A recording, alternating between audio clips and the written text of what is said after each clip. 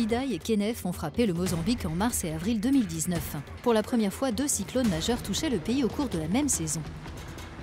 Bilan du plus dévastateur, Idai de catégorie 4, environ 600 morts et plus de 140 000 déplacés. Les 2 cataclysmes ont laissé dans leur sillage 2,2 millions de personnes avec un besoin urgent d'aide humanitaire.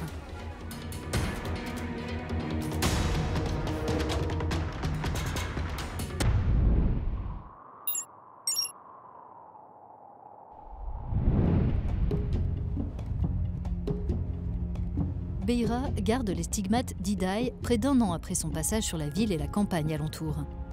240 000 maisons ont été détruites ou lourdement endommagées. Des dizaines de milliers de personnes occupent toujours des abris temporaires ou non sûrs et ceux dont la maison a été épargnée peinent à effectuer des réparations. Idai a fait basculer la vie de nombreux habitants.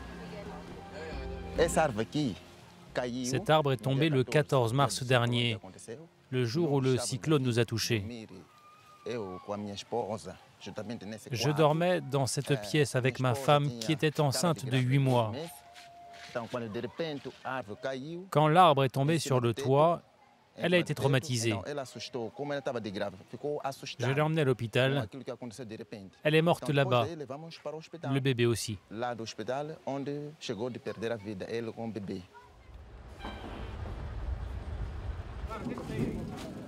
L'Organisation internationale pour les migrations, qui dépend des Nations Unies, prévoit de distribuer 2300 kits pour l'installation d'abris.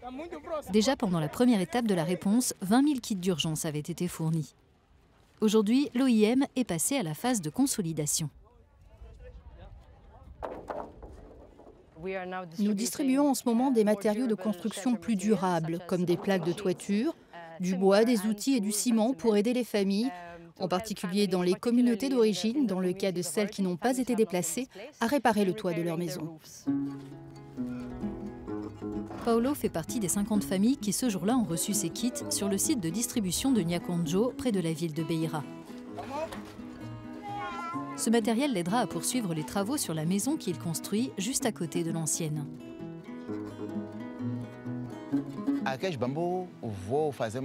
Je vais utiliser ce bois pour renforcer un peu la maison parce que, comme vous pouvez le voir, ce n'est pas vraiment en bon état. Et puis je vais garder le ciment le temps de mettre de l'argent de côté pour acheter des briques en plus et continuer la construction. Idai a aussi détruit 715 000 hectares de culture. Un désastre intervenu dans un pays où déjà près de 2 millions de personnes vivaient dans l'insécurité alimentaire. Nous rejoignons le site de réinstallation de Njenja pour voir quel type d'aide les personnes déplacées reçoivent du Programme alimentaire mondial. Nous délivrons une ration mensuelle de 40 kg de céréales, 6 kg de légumineuses et 4 litres d'huile. Les familles comme celle de Teresa recevront de la nourriture jusqu'à la prochaine saison des récoltes. Idai lui a pris sa maison et ses moyens de subsistance, mais aussi plusieurs proches. Quand le cyclone est arrivé, je suis montée dans un arbre. J'étais avec ma sœur et ses 2 enfants.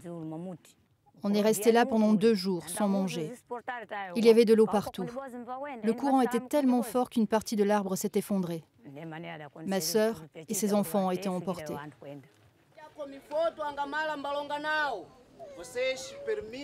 Les projets dédiés aux abris et à l'alimentation sont financés par le Service européen à l'aide humanitaire. L'Union européenne s'est engagée à verser 200 millions d'euros pour aider le pays à renforcer sa résistance aux catastrophes naturelles. La réduction des risques de catastrophes et la préparation aux catastrophes font partie intégrante de notre réponse. Ici, par exemple, nous avons transféré ces personnes d'un site dangereux vers un site plus sûr. Et évidemment, nous continuerons d'aider les autorités locales à se préparer en stockant des fournitures humanitaires, en s'équipant de meilleurs systèmes d'alerte précoce aux cyclones. L'urgence de sauver des vies a laissé la place à des objectifs de développement à plus long terme pour rendre ces familles plus résistantes en cas de futurs événements climatiques devenus aujourd'hui de moins en moins exceptionnels.